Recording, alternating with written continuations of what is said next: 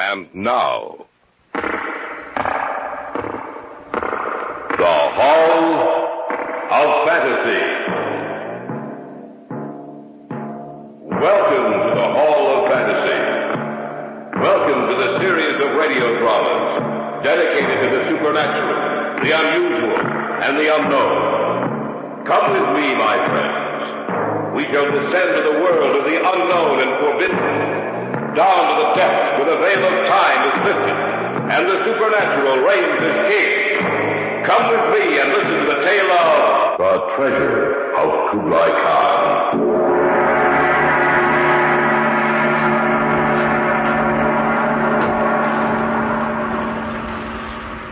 It would be impossible for him to still be alive. What was that? What? The sound I just heard. Only the call of the jackal, Miss Carlton. It frightened me. It is a brother to the wolf. They say its call means misfortune. There it is again. Take it easy, Marion. I don't know why I'm so nervous. Unless what? I had that same dream last night, Brad. But it was just a dream, Marion. I know, but it was so real. Even when I woke up, I felt that I'd actually been there. That you and Mr. Hussein were really dead.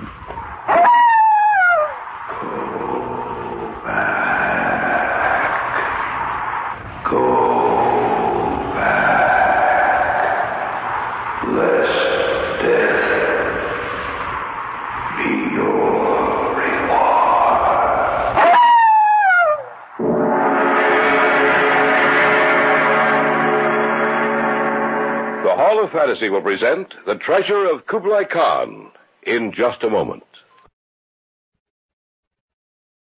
And now for our story, The Treasure of Kubali Khan. I first heard of the legendary treasure the night I met Abdul Hussein. Marion had invited me to the dinner that evening. Her brother, Brad Carlton, had some business with Hussein, and he too was invited for dinner. It was after the meal, when we had adjourned to the living room, that I first heard the tale. Yes, Abdul, I imagine some of our customs do seem strange to you. It is quite strange, my friend. When do you intend your return trip to Iran, Mr. Hussein? Well, I shall spend another 2 months in your country, Miss Carlton. Then I shall be forced to return to mine. I hope you have received a good impression of us. Oh, I would say I have. Though I will never understand why you people must have everything done so quickly. You don't enjoy life, always running from one place to another, trying to save time. I guess that's just the way we are. I shall never understand that. Abdul, when you were in my office today, you told me a little tale about Kubali Khan. I think Alan and Marion would be interested in hearing it. Oh, I am not so sure they would. Oh, no, please, tell us the story. We'd like to hear it. If you insist. Do either of you know much about Kublai Khan? Just that he was the ruler of Mongolia and the Mongol Empire. I'm afraid I don't know much more than that. It is amazing to me that we tend to remember only 1 or 2 facts about a man after he has been dead for some time. Yet, their stories are there in the dry pages of the history books. And if one can read between the lines, the man comes alive. Kublai Khan was a fascinating person. Under him, the empire reached its greatest heights.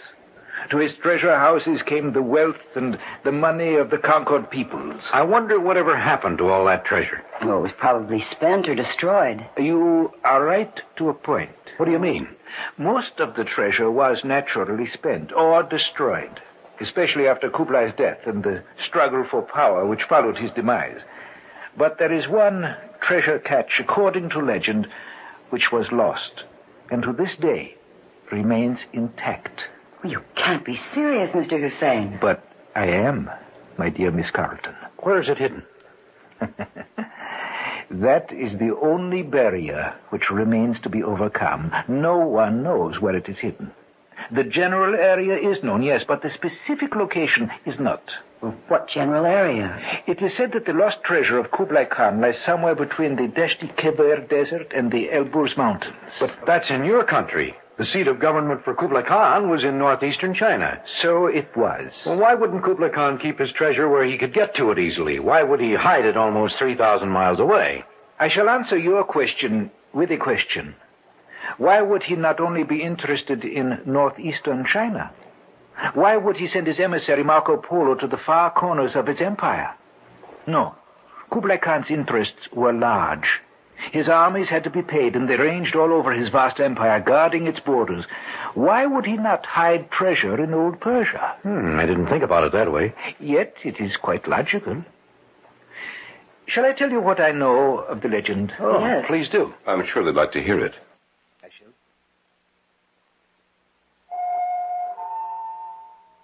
Shortly after he founded the Yuan dynasty in the year 1260, Kublai Khan had reason to believe that an attempt would be made to overthrow him.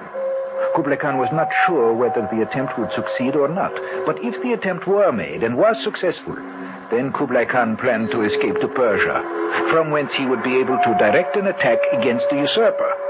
Accordingly, he sent for one of his ablest generals. You sent for me, O Khan? Yes, General Ling.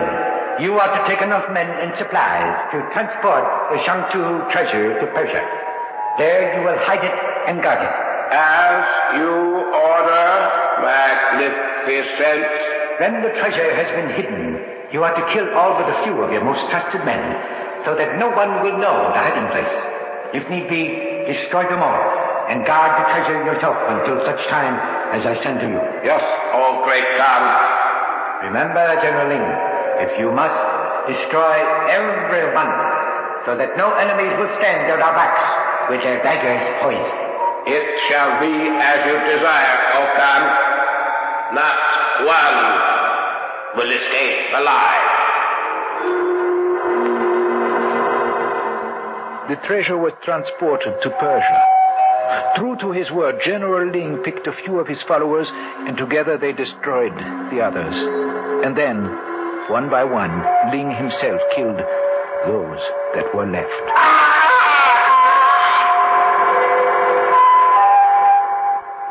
Through the years, Ling guarded the treasure, and those who came too close to the hiding place saw a man on a horse in the distance, who rode towards them at a gallop. He loomed up before them, his great sword swinging, and death was their reward for stumbling out of the treasure.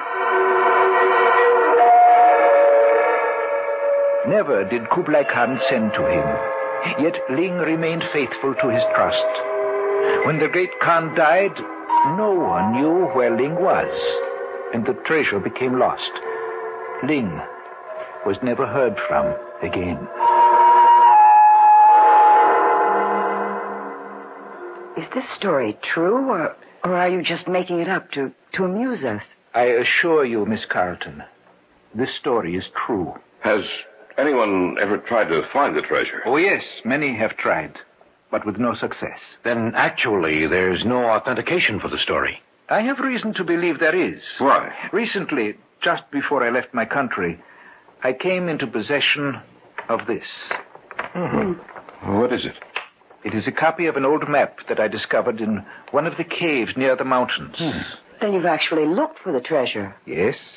I stumbled onto the cave quite by accident. It had once been inhabited because I found ancient weapons and cooking utensils.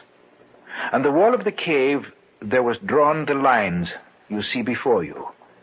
That I copied down on this piece of parchment. I believe this map will lead me to the treasure of Kublai Khan. And you intend searching for it when you return to your country? Yes, I do. No, I wouldn't mind going with you. Neither would I. Then why do you not come with me? Why don't we? Do you think we could, Brad? Well, we could arrange it, I suppose. I know I could take a leave of absence. So could I. Well, I could get away easily enough. Of course. And if we do find it, the treasure belongs to you, Mr. Hussein. There will be enough for all of us. Enough to make us rich beyond our wildest dreams. Then let's do it. Right. And whether we find anything or not, the trip will be worth it. There there is one more thing I must tell you. And that is? When I said that many had tried and none had succeeded, I should have added that many have died or been killed in their attempt to locate the treasure.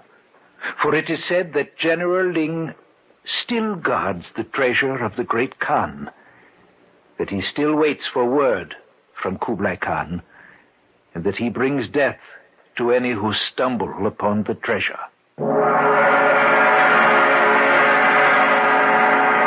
We'll return to the Hall of Fantasy and the tale of the treasure of Kublai Khan in just a moment. Back now to the Hall of Fantasy and the tale of the treasure of Kublai Khan.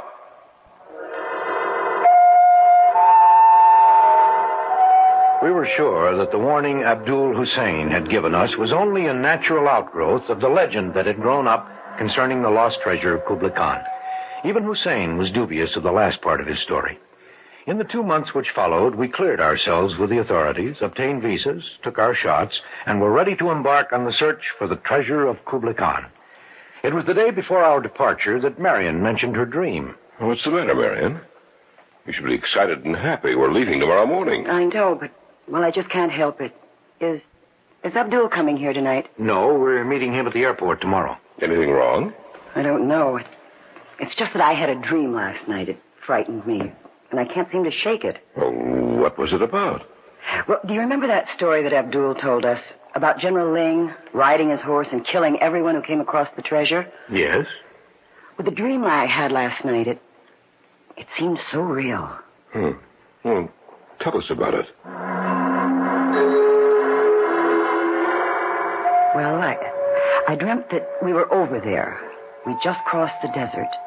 Ahead of us, the mountains rose up into the sky. I heard hoofbeats, and I looked up and saw a man on horseback riding toward us. He reined in and pointed to us. "Go back," he said. "Go back before it is too late." And then everything became confused. I dreamt that we stood there before the treasure, the four of us. And suddenly, I heard the hoofbeats again. And he rode up beside us and said, "I warned you. Now it is too late." And then he raised his sword over our heads. It started coming down, and I screamed. And then I woke up. And then what happened? Well, that was all. Except that when I fell back to sleep, I dreamed I saw pictures. Pictures? Yes, like photographs.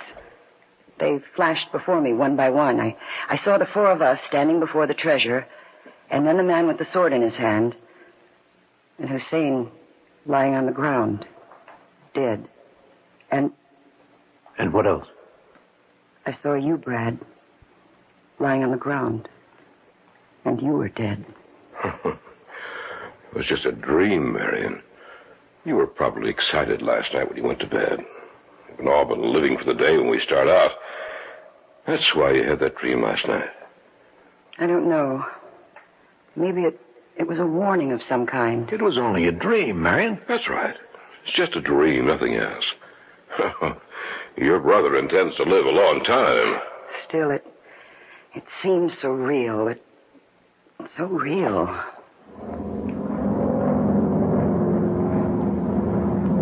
Telling us about her dream seemed to relieve Marion, and by the following morning we had all forgotten about it. We had beautiful weather all through the flight. We stopped first in Africa, changed planes, and then flew over Libya, Egypt, the Red Sea, Saudi Arabia, across the Persian Gulf, and landed finally at Bandar Shapur, perhaps 100 miles away from Abadan.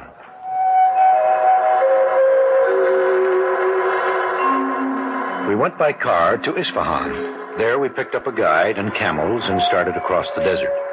We traveled slowly, being able to make only about 30 miles a day. 8 days after we left Isfahan, we caught sight of the Elburz Mountains. We were seated around the campfire. We have not much farther to go. We should reach the cave sometime late tomorrow. The cave? Yes, I want to go there first, to make sure the map is absolutely correct. From there, we will follow the map to its treasure. What if the map doesn't lead us to the treasure? But that is possible, I know. If that is the case, then I shall begin all over again. I have searched for Kubli Khan's treasure for 10 years. I shall continue to search for it. The guide you hired isn't very talkative. You are foreigners. He is afraid of you, does not trust you. But he is a good man. I hope we do find the treasure, Abdul. Oh, I'd hate to go back empty-handed. I have a feeling that we will. And the stories about General Ling? You mean that he still guards the treasure? Yes. They are not true, of course. It would be impossible for him to still be alive. What was that? What? The sound I just heard. Only the call of the jackal, Miss Carlton. It frightened me. It is a brother to the wolf. They say its call means misfortune. There it is again. Relax, Marion. We're all on edge. I suppose so. What was that? The camels, Miss Carlton. The call of the jackal makes them nervous. Take it easy, Marion. I don't know why I'm so nervous. Unless what? I had that same dream again last night, Brad. It was just a dream, Marion. I know, but it was so real. Even when I woke up, I felt that I'd actually been there. That you and Mr. Hussein were really dead.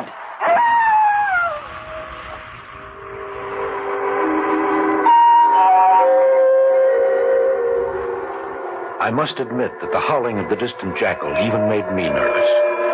Throughout the night, the creature cried out to the heavens as if it were warning us that death would be the only treasure we would find.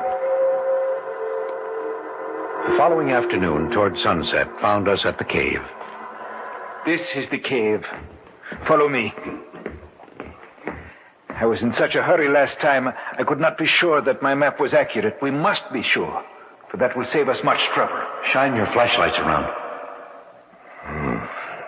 Someone lived here, all right. Seems like we've stepped into another world from out of the past. Shine your lights over on that wall, if you will. Yes, there. You can see what I copied down. I will check my map against it. I wonder who lived here. Someone long since dead and buried, Marion. You know, it is a trifle frightening to be in here in this cave, where someone lived generations, probably centuries ago. Yes, I thought so. What is it, Abdul? My map was wrong. In my haste, I made a mistake. However, now it is corrected. Are we going on today? No, it is much too late. The sun will set soon. We will continue tomorrow. We will camp here for tonight. Not in the cave. Why not? Not in here. Outside, yes, but not in here. We will camp outside, Miss Carlton. Yes, of course. It's just that Well, what's the matter, Marion? I thought I heard something. I didn't hear anything. Nor did I. Brad? No, Marion. I didn't hear a thing. Then I must have been wrong. What did you think you heard? A voice. A soft voice saying, "Go back before it is too late."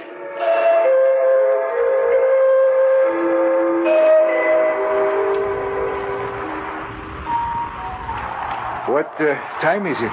Almost 11. Well, Marion had the right idea. She went to bed almost an hour and a half ago. Well, I think it is time for me to retire also. What happened to Ali, the guide? Well, I imagine he retired some time ago. I thought I saw him go into the cave. When? A short while ago. It is possible he went in, but why he should go, that I cannot understand. Unless it is something that... That was a scream. It came from the cave. We'd better take a look. Right, come on. Ollie, are you all right?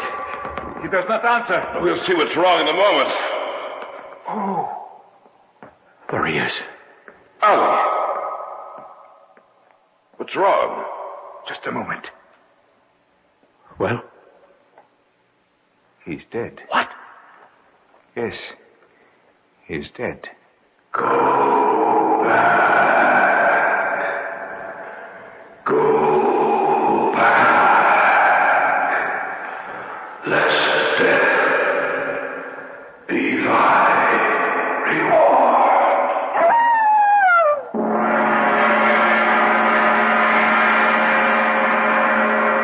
You are listening to the tale of The Treasure of Kublai Khan on this week's journey down the corridors of the Hall of Fantasy. We'll return to our story in just a moment. And now, back to our story entitled The Treasure of Kublai Khan. We stood looking down at the prostrate form of the guide stretched out on the floor of the cave. We had heard his scream just a moment before, and we had run from the camp into the cave, only to find him dead. Go back, lest death be thy reward. What was that? I don't know. I heard something. Yes, so did I. Shine your light around. No one seems to be in here. Then where did that voice come from? Maybe we were mistaken, perhaps. It was just the sound of the wind we heard. No, it was a definite warning. It said, go back, lest death be thy reward. I am not going to turn back now. Not after all these years. No one's asking you to go back, Abdul. What are we going to do with him? Bury him here. And then in the morning we can start out as early as possible. We should reach the treasure by tomorrow evening. I have warned you.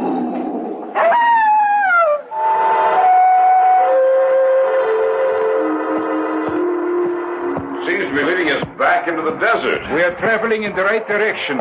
The treasure is located at the Lost Oasis. I hope you're right, Abdul. I know I am right.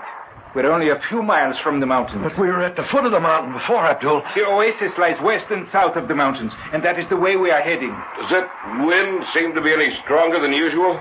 A little. Do you think it might be blowing up a sandstorm? It is quite possible. We must make the oasis within the next few hours.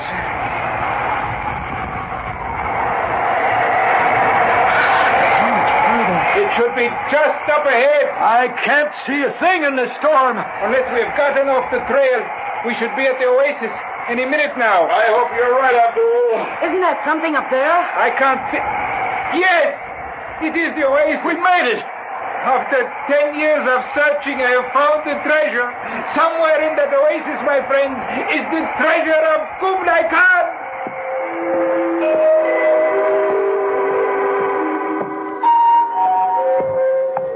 It's getting dark.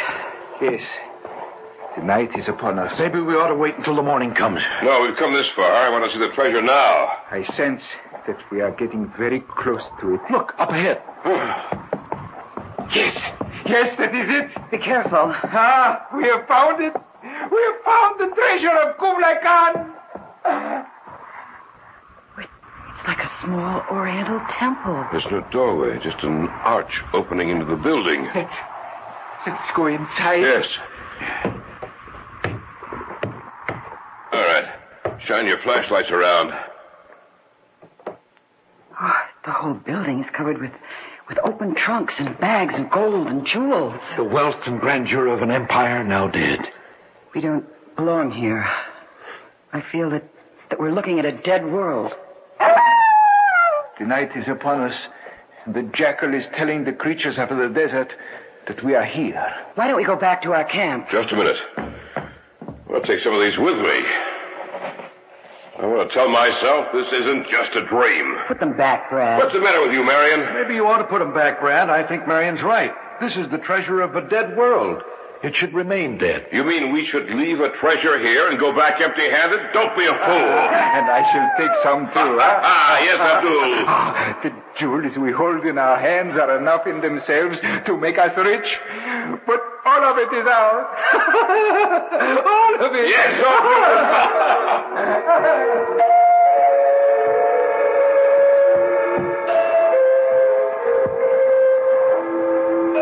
Who's that? It's Alan. I was afraid it would be someone else. Who? General Ling. I couldn't sleep. Neither could I. That's why I came out here. Listen. Yes, I heard it too. Sounds like someone riding a horse. Marion, look, over there. In the moonlight, there's a man on a horse riding toward our camp. Wait, it's just like the dream I had. Abdul. I heard something out here. Yes. So did I. There's a man on a horse riding towards our camp. Or maybe someone else has found the treasure. We must stop him. Yes, let's go. Yes. Brad, come back. Abdul, don't be a fool. Brad! I'm going after You're staying right here. The man on the horse has a sword. Look out, Brad! Look out! He's the sword!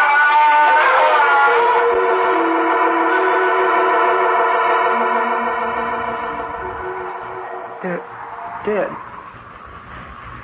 Both of them. Yes. It was just like the dream.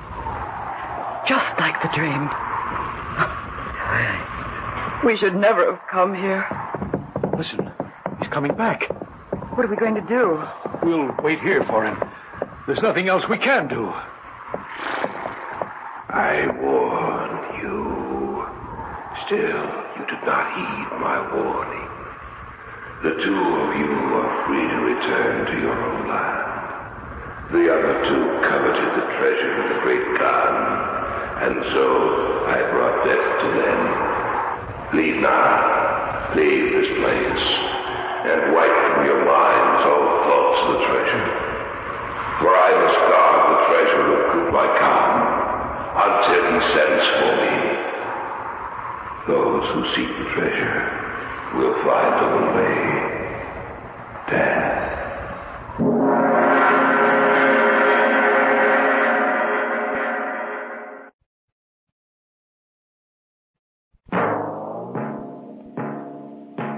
So runs tonight's tale of the unusual, the terrifying, the unknown. Join us again when next we journey down the corridors of the Hall of Fantasy to hear another strange tale of the supernatural. All characters and events portrayed in these programs are fictional, and any similarity to actual events or persons, living or dead, is purely coincidental.